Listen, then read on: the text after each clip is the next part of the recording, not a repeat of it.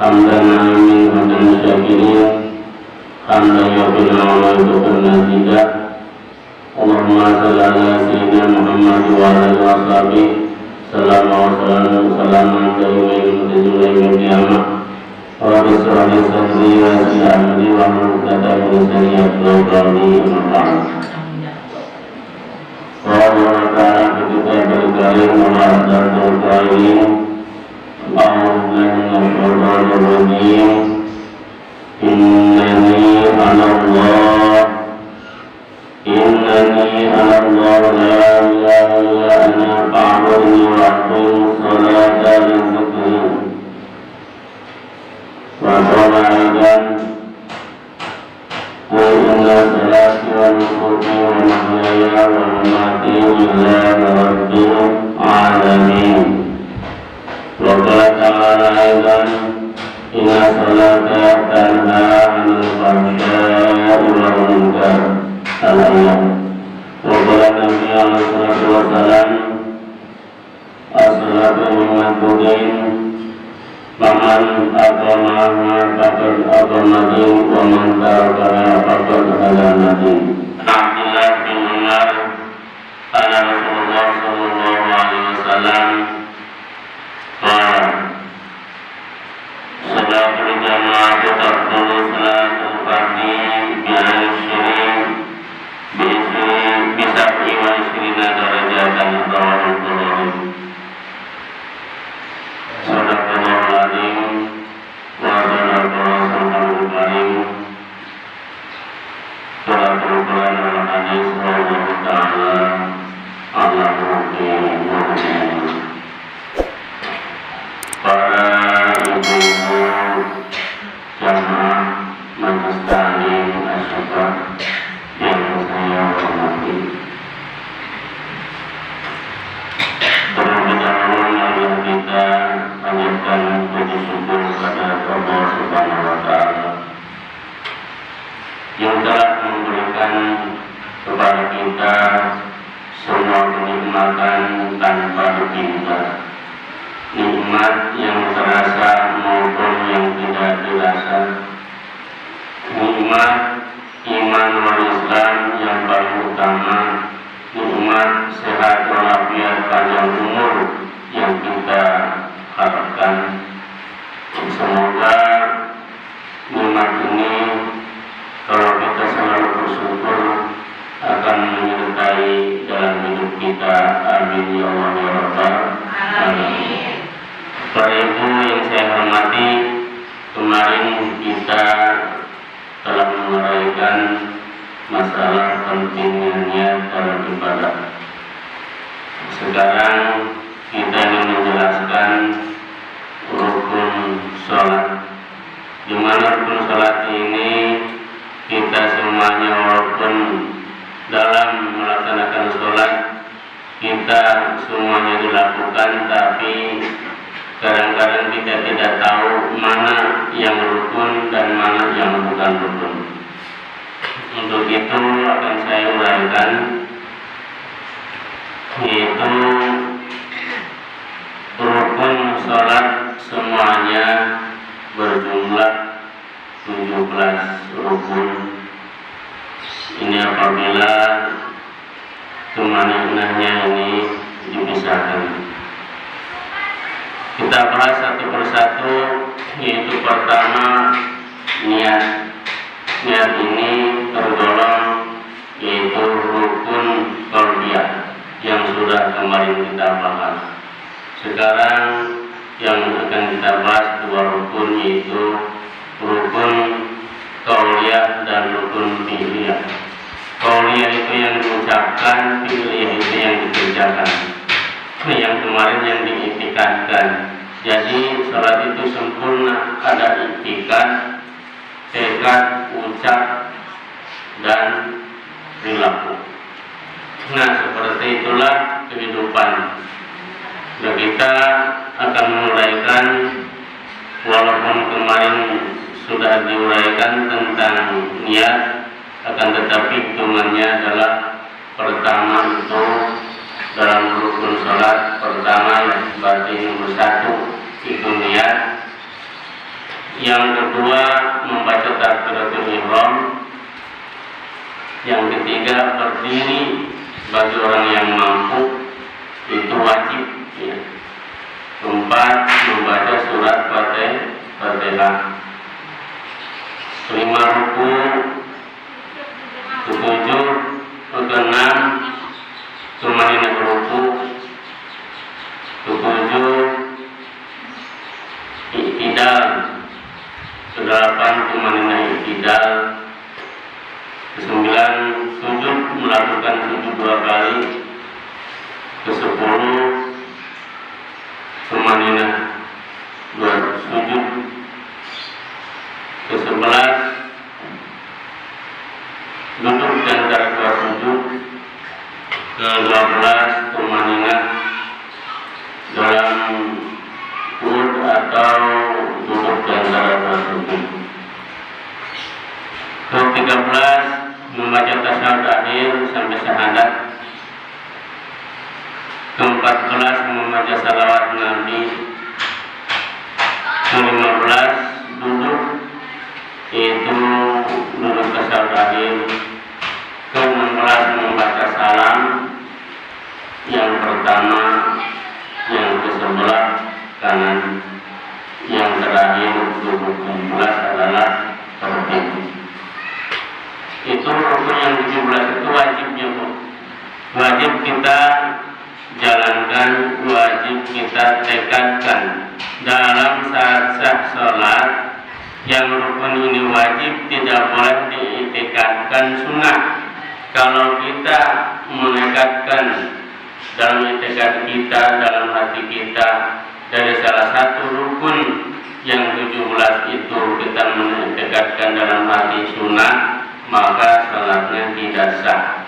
Makanya di sini perlu kita mengetahui rukun sholat itu ada 17.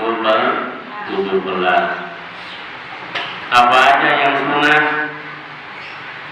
Yang sunnah berarti membaca surat selain surat Fatihah. Kalau membaca surat Fatihah tiap rakaat wajib, tapi surat-surat yang pendek yang ibu hafal minimal itu membaca surat yang 2 rakaat ya. Rakaat pertama dan rakaat kedua. Kalau sholat zuhur 4 rakaat, pada rakaat ke-3 dan ke-4-nya nggak usah baca surat, baca Fatihah saja. Nah, terus kemudian membaca 2 iftitah, ya itu adalah sunnah. Membaca doa dalam ruku, dalam sujud, dalam iktidal dan duduk di antara 2 sujud. Itu semuanya sunnah ya. Membaca salam yang kedua ya, berarti di sebelah kiri itu pun sunnah. Membaca salawat kepada sahabat-sahabat dan keluarga Nabi itu sunnah sampai Hamidul Majid.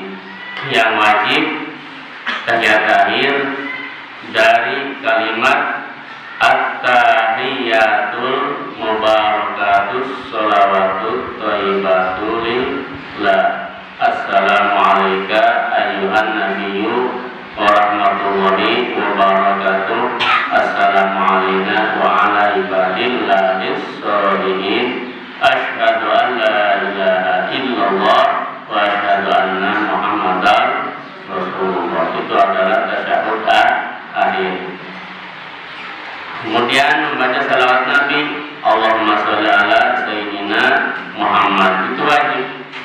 Kesananya sunnah, yaitu membaca salawat kepada keluarganya Nabi. Wa ala ali sayyidina Muhammad kama shallaita ala sayyidina Ibrahim wa ala ali sayyidina Ibrahim wa ala sayyidina Muhammad wa ala sayyidina Muhammad kama barakta ala sayyidina Ibrahim wa ala sayyidina alamin innaka Hamidum Majid. Itu adalah sunnah. Juga tasawuf awal juga sunnah. Nah, berarti yang wajib tadi ada 17 ya. Kita kita perlu mengetahui sejarahnya sholat.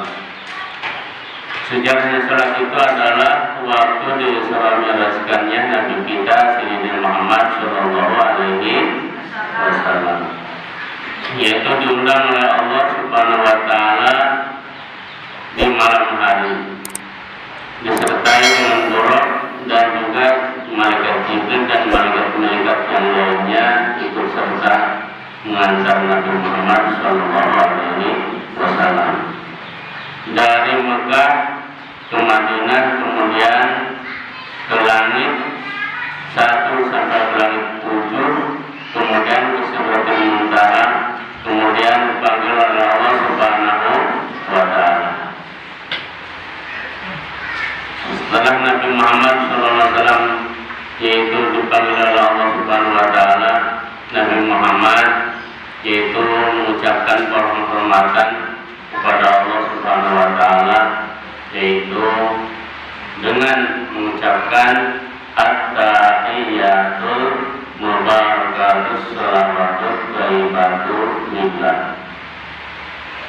Kemudian Allah Subhanahu wa Ta'ala memberikan salam kepada Nabi Muhammad dengan ucapan assalamu alayka ayyuhan nabiyyu wa rahmatullahi wa barakatuh.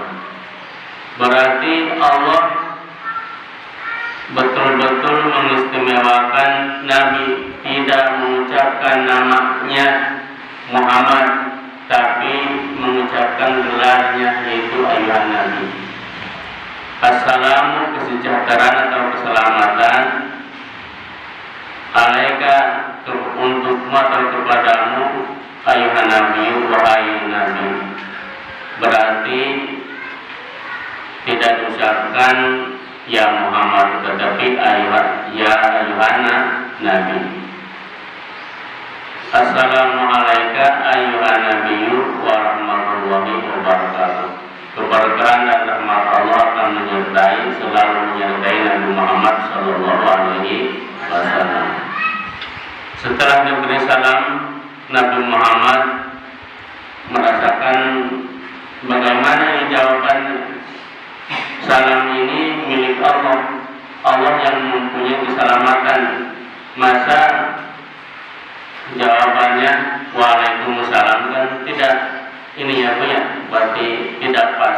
Akhirnya Nabi Muhammad dengan kecerdasannya, karena semua Nabi itu sifatnya partona, beliau menjawab dengan Assalamu alayna wa ala ibadillahis sholihin. Keselamatan untuk kita semua dan untuk orang-orang yang soleh. Itu jawaban Nabi Muhammad Shallallahu Alaihi Wasallam. Di dalam salat ada rukun. Nabi Muhammad pernah melihat para malaikat sejak sedang rukun. Kemudian malaikat itu Nabi Muhammad mengucapkan salam kepada malaikat yang sedang rukun. Akhirnya malaikat yang sedang rukun berdiri. Nah itu berarti adanya ruku, adanya berarti iktidar, itu ya. Sami Allah liman hamidah. Kemudian ada melihat malaikat yang sedang sujud. Nabi Muhammad memberi salam. Kemudian malaikat itu bangun dari sujudnya. Kemudian setelah menjawab salamnya, sujud lagi. Adanya sujud 2 kali dan duduk di antara dua sujud. Itulah sejarah ringkas salat yang dibawakan syariatnya oleh Nabi kita Nabi Muhammad Sallallahu Alaihi Wasallam. Nah salat ini berarti wajib hukumnya, karena salat ini termasuk yaitu dalam rukun Islam. Nabi Muhammad SAW bersabda, "Bunyal Islam al-khamsin syahadatan la ilaha illallah wa anna Muhammadar Rasulullah wa iqamus shalah wa ita'uz zakah wa shaum Ramadan wa hajjul bait wa musafah wa sabila." Al-hadis. Bahwa berdirinya tegaknya agama Islam itu didukung dengan 5 perkara. 1, membacakan 2 kalimat syahadat. syahadat dan mengamalkannya. Yang kedua, mendirikan sholat. Yang ketiga, menunaikan zakat. Yang keempat, melaksanakan puasa di bulan suci Ramadan. Yang kelima, menunaikan ibadah haji bagi yang mampu atau yang puasa. Kalau yang tidak mampu, tidak wajib. Nah, ini berarti sholat ini urutannya dalam rukun sholat, dalam rukun Islam urutan kedua, ya, setelah membacakan dua kalimat syahadat. Pentingnya membacakan dua kalimat syahadat sehingga orang masuk Islam pun harus membacakan dua kalimat syahadat. Itu adalah sumpah ikrar di hadapan Allah, mengakui Allah dan menyaksikan bahwa Allah itu tiada Tuhan selain Allah. Diakui Allah itu satu, Allah Esa, dan diakui bersaksi bahwa Nabi Muhammad adalah utusan Allah. Nah, kita yang melakukan sholat 5 waktu itu membacakan syahadatnya 9 kali. Contohnya berarti yang 4 kali, yang 4 rakaat 2 kali membaca syahadat. Berarti zuhur, asar, isya. Maghrib pun 2 kali, 2, 8. Subuh berarti 2 rakaat cuma 1 kali membaca syahadatnya, jadi 9 kali. Makanya adanya penyebaran agama Islam di Indonesia dengan 9 wali, atau disebut wali sana. Kenapa kita wajib melaksanakan salat? Karena salat ini adalah perintah Allah Subhanahu wa Ta'ala. Banyak ditemui di ayat-ayat Al-Quran, yaitu Allah selalu memerintahkan kepada kita aqimus shalah wa atuz zakat. Dirikanlah salat dan tunaikanlah zakat. Allah Subhanahu wa Ta'ala berfirman di dalam surat Al-An'am ayat 162, yaitu qul inna sholati wa nusuki wa mahyaya wa mamati lillahi rabbil alamin. Itu suka dibacakan dalam bacaan sholat, di dalam doa iftitah, doa pembukaan sebelum membaca Fatihah. Ini adalah perintah Allah, katakanlah wahai Muhammad, sesungguhnya salatku, ibadahku, dan hidupku dan matiku hanyalah terserah kepada Allah Subhanahu wa Ta'ala. Semuanya adalah kita serahkan kepada Allah Subhanahu wa Ta'ala. Salat kita, ibadah kita, semua ibadahnya, termasuk ibadah haji, kehidupan kita, hidup dan mati kita semuanya serahkan kepada Allah yang memiliki kita, yang menghidupkan kita. Jadi kita itu berjanji kepada Allah, itu akan menyerahkan segalanya, dari kehidupan sampai kematian, dari salat kita dan ibadah kita. Nah, itu perjanjian kita terhadap Allah Subhanahu wa Ta'ala. Berarti kita harus betul-betul melaksanakan tugas janji kita kepada Allah Subhanahu wa Ta'ala. Artinya kita harus menjaga sholat kita dengan baik. Jangan sampai sholat kita ini yang 5 waktu sampai kita lalaikan. Jangan sampai kita melakukannya itu seolah-olah dimain-mainkan. Ada kalanya maghrib, isya, subuhnya out. Kadang-kadang kalau sibuk zuhur sedang bekerja, akhirnya kecapean, outnya, asarnya juga di perjalanan out. tidak bisa menjaga sholat. Kalau kita mampu menjaga sholat, maka Allah Subhanahu wa Ta'ala berfirman, yaitu di dalam surat Al-Mu'minun. Di dalam surat Al-Mu'minun beberapa ayat, yaitu Allah Subhanahu wa Ta'ala berfirman, Bismillahirrahmanirrahim. Walladzina hum li amanatihim wa ahdihim ra'un walladzina hum 'ala salatihim yuhafizun ulaika humul warithun alladzina yarisuna firdausa fiha khalidun. Sadaqallahul azim. Yang artinya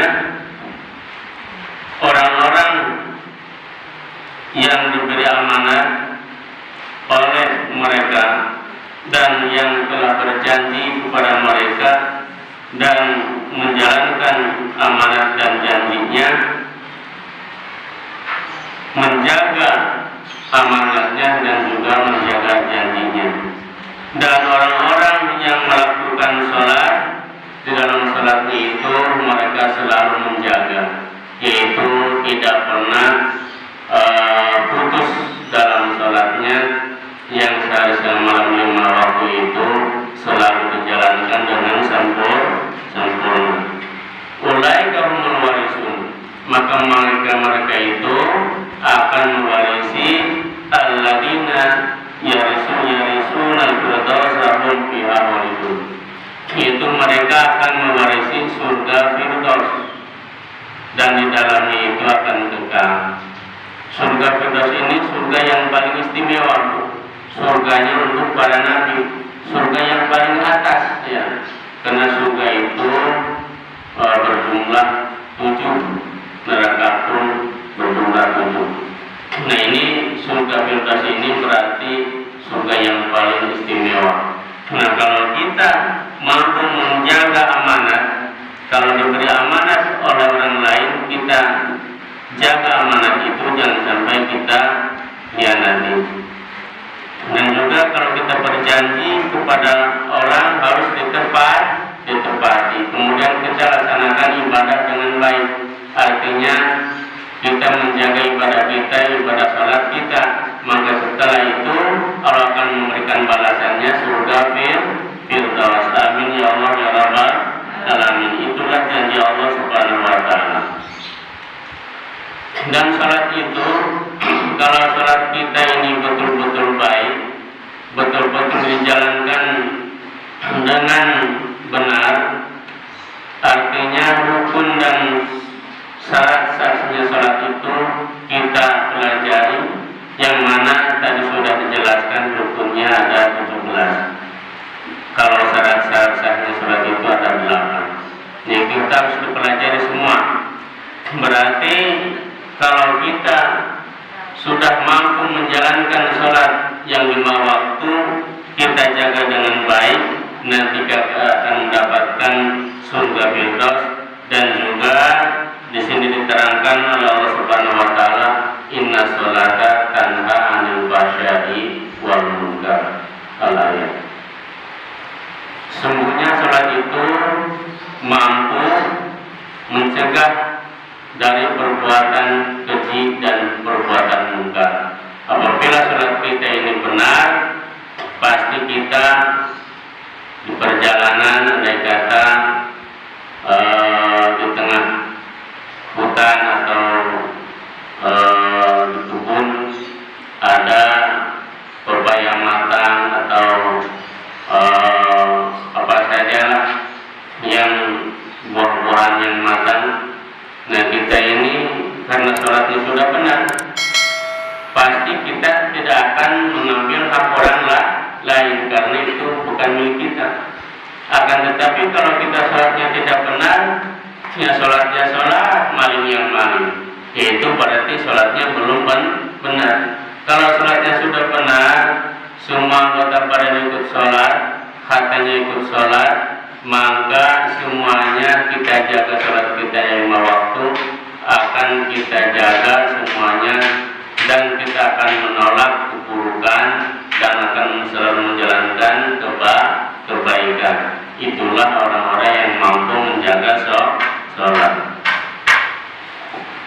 Dan sholat ini kata Nabi alaihissalam yaitu bahwa sholat itu tihannya agama. Kalau orang melaksanakan sholat yang 5 waktu berarti mereka mendirikan agama. Dan orang-orang yang tidak mau melakukan sholat yang 5 waktu berarti mereka itu adalah merobohkan agama. Berarti yang kita melaksanakan sholat ini kita berarti telah mendirikan tiangnya agama Islam. Berarti sholat ini tiangnya agama Islam, kemudian kita harus jalankan dengan baik. Dan juga melaksanakan sholat itu yang lebih baik adalah sholat kita secara berjamaah. Kalau sholatnya berjamaah akan mendapatkan pahala yaitu 27 derajat daripada sholat sendirian cuma 10 pahala. Nah, ini disabdakan oleh Abdullah bin Umar, Nabi SAW bersabda, sholat berjamaah itu tabdulu sholatul fati bisa wa isrina darajat. Berarti melaksanakan sholat berjamaah itu akan mengumpuli pahalanya dari sholat sendiri yaitu 27 derajat. Berarti kita melaksanakan sholat ini harus berjamaah. Insya Allah kalau sholatnya kita berjamaah yang belum pati bisa berarti akan ke bawah oleh imam, tapi kita tetap harus belajar ya. Nah, kita telah berjanji kepada Allah bahwa sholat kita, ibadah kita, hidup dan mati kita serahkan sepenuhnya kepada Allah Subhanahu wa Ta'ala. Udah itu saja yang saya sampaikan, semoga dapat bermanfaat untuk kita semua. Selanjutnya kita akan membacakan sholawat, yaitu sholawatan yang biasa kita laksanakan, zikir sholawat. Setelah ini, nah berarti ini kita tutup dulu kepada jamaah yang hadir. Semoga semuanya mendapatkan ilmu dan bisa menjalankannya. Amin ya Allah ya Rabbal